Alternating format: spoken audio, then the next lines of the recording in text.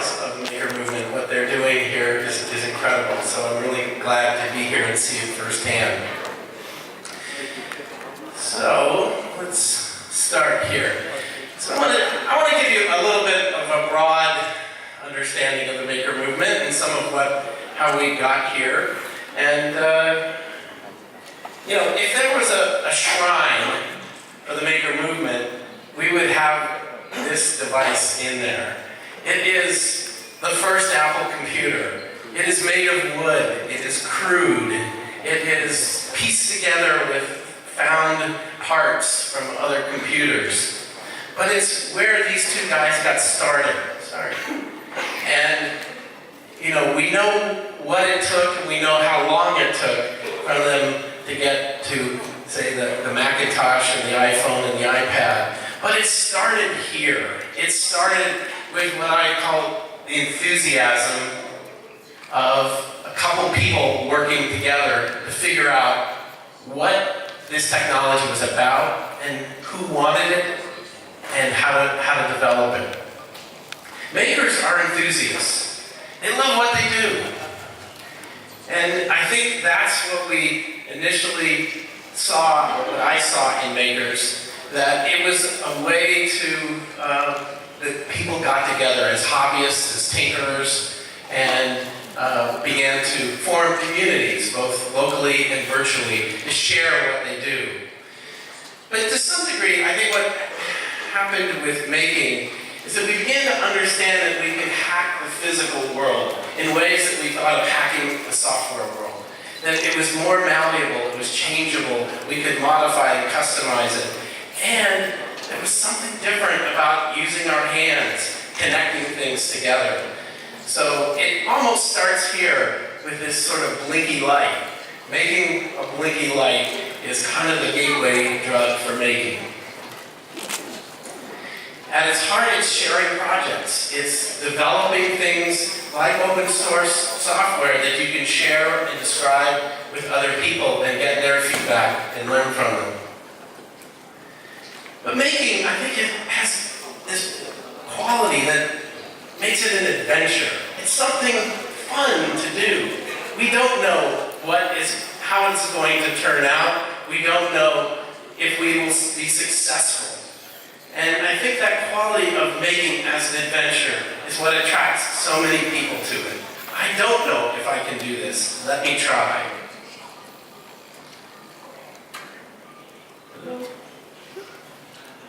All right, the adventure is ended. Can you guys advance the slide manually? There we go. So, at the same time that we had sort of a new group of people coming into making things physically, a new set of tools, whether it's 3D printers or other things have come about that is making the process of creating and building things easier. And it is now possible to make one of something in a way that it wasn't 10 years ago. These tools are both digital and physical.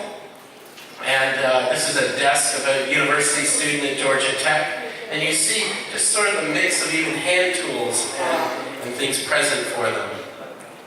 But making is physical, digital, and social. And I think the latter part, the social part, the expressivity of making, the ability to share something that says something about you is one of its powers.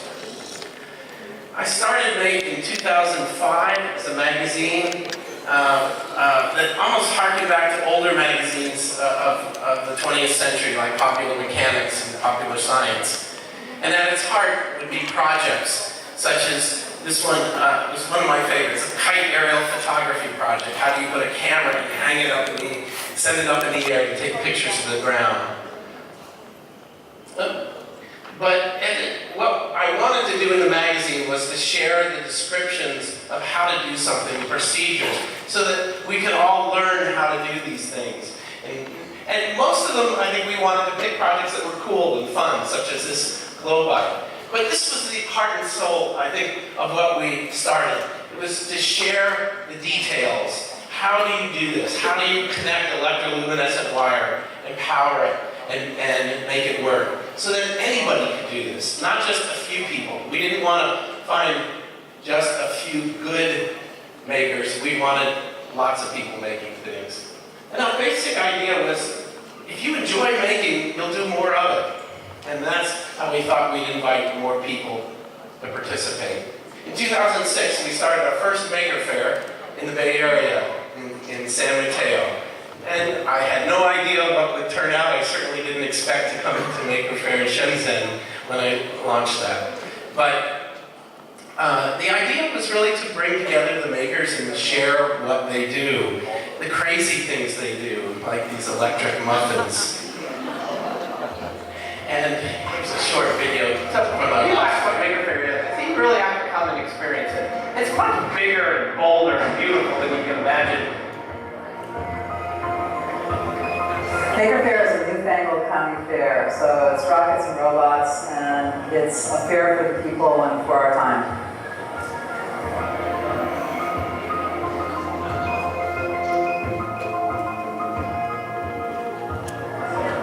The stuff that people make and they show at Maker Faire is just incredible. This is the place where it's cool to be smart, in a way, you know?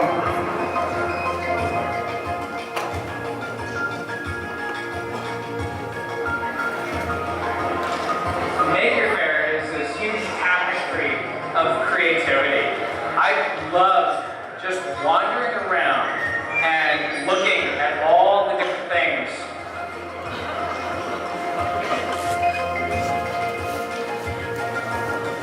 People spend hours and hours here interacting with makers and seeing really a spectacle of making. But at its heart, I think it's a conversation with people who create things and make things and produce something for a variety of reasons. Sometimes it's a hobby, sometimes it's a business.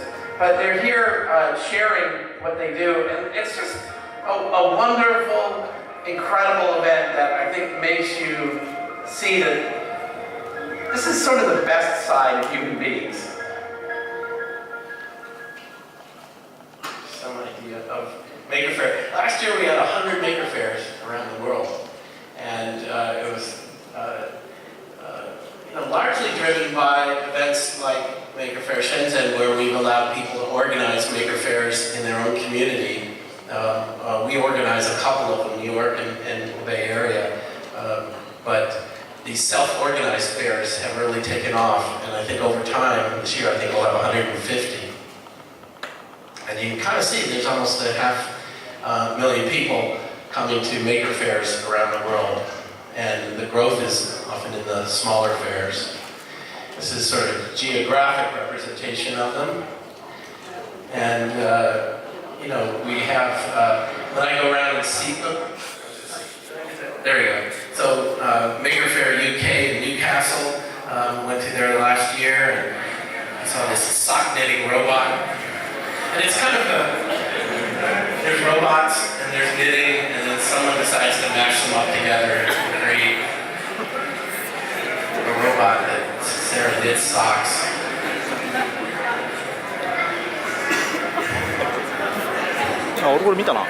It's really creepy that she looks up her knitting.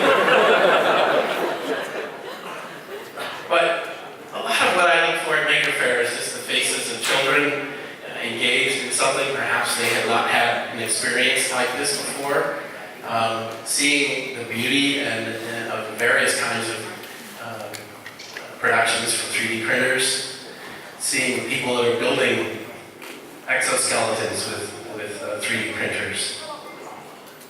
And last year we had a large Maker Faire in Rome for the first time. And I think that was a really important event. We had about 35,000 people over 2 days, and the Italians really embraced Maker Faire. He was an automated goalie for a soccer robot. He kicked it and tried to block the kick, which I thought was pretty clever. But we're seeing things like prosthetics, 3D prosthetics, 3D printed prosthetics, driven by people who are participating themselves to create an artificial limb that they can control, almost using microcontrollers and 3D printing. And then we have these fun things like 3D printing with Nutella. And this was one there we go. this is what I was really happy to see in Rome.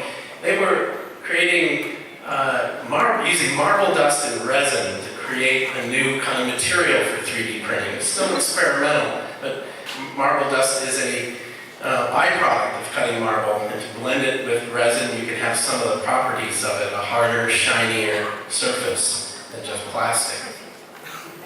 This is a woman that I met in San Diego, Maker Faire, and she had only 9 weeks ago learned about 3D printing and came up with an idea for 3D printed shoes. And it sounds kind of crazy, and the shoes don't look very compelling. They look more like that first Apple computer, and I think that's the point. This isn't something maybe that you want to wear. But she had the idea right, that soon we'll be able to scan your feet and then create a shoe that matches exactly your kind of foot. The shoes will get better, but I think she has the idea of the process right. This is something that I think is part of the Maker Faire and Maker mindset. This is saying we all make mistakes. This is a t-shirt I saw walking around Maker Faire Rome. And it gets to that there are these shared values and qualities in makers that are important. And I think overall there's this cultural side of making to really see ourselves as producers, not just consumers, to see how we can create and make things, broadly speaking, not just figuring out what we're going to buy, but how do we learn to use these new tools to produce things that we don't have and perhaps haven't thought about yet. I think of the makers as segmented into 3 groups. One is zero to maker, using David Lang's phrase from his book. Those are people who show up wanting to learn how to use these tools and to become makers. And once they do, I think they become part of the maker community, and they begin to leverage the resources and talents that are available in the maker community. And then I think the third piece is some of them become develop products and services for either the maker market or a broader consumer market. Eric von Hippel writes this book, I was reading this book called Democratizing Innovation, which I think says a lot about how makers are influencing the world. And he basically asks, where does innovation come from? Does it come from large corporate R&D labs? Does it come from academies? And his answer is that users drive innovation.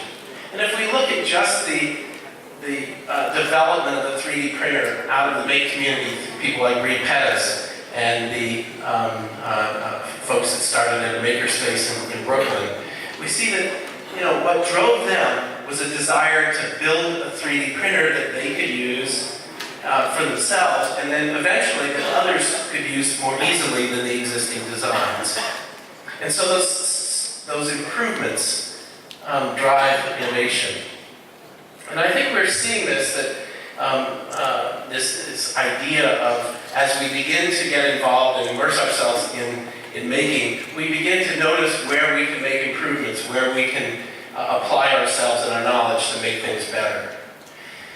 So there we go. So makers generally are able to start business because they don't need a lot of capital, infrastructure, deep expertise, compared to some other things, or at least compared to the past. They can innovate by iterating rapidly, by using off-the-shelf components, and some groups are building satellites out of things they can buy, using cell phones for telemetry. And but I think that the third point here, one of the things I think the makers have discovered is the importance not just of building a product, but building a community, and really organizing that community effectively, and working openly with people in that community to improve. I think we're going to see a category of new products that I call maker-made, of products that have certain qualities, that they're more personalized and customizable and adaptable. Kits represent that today as a kind of product attempt, and we see some of those. But I think one of the real ideas here is that anyone can become a product developer. And this is young Quinn Etnier, who, at the time of the photo, was 12, he's now 13. And he lives in California, but he developed the Q Techno product line and website. He has tutorials and projects. and he's done things with Arduino. You know, his parents bought him a copy of Mate magazine because he was kind of bored in school, along the lines of Joey, and he started paying attention. He got involved in making. It was something that he liked doing. He came to Maker Faire one year, learned to solder. The next year, he came back as an exhibitor. And the third year, he had products to sell, and he's been doing this really as a 10, 11, 12, 13-year-old. But only a 13-year-old would think that a fart sensor was something that was needed in the market. So, how bad is it? Does it smell? Do I want to run away?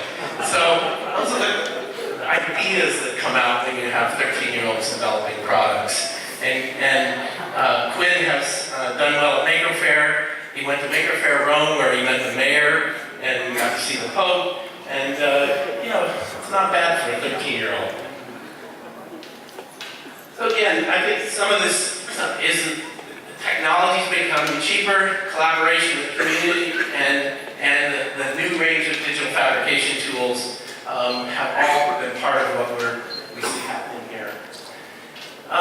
Some of these impacts, I'd just like to go over quickly, that I think is a kind of culture shift, and it's a slow one perhaps, but it's a valuing of skills over money, of building over buying, of creation over consumption. It's also accompanied by a learning shift, where informal means of learning are valued almost more than formal learning, more than degrees. It's the experience that you gain in doing something.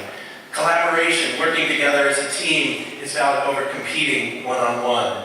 And then something that I get back to that sense of adventure, the intrinsic rewards, what it means to you is why you do this. I think it leads to an economic shift in creative teams over mass production, over risk-taking, valuing that over certainty.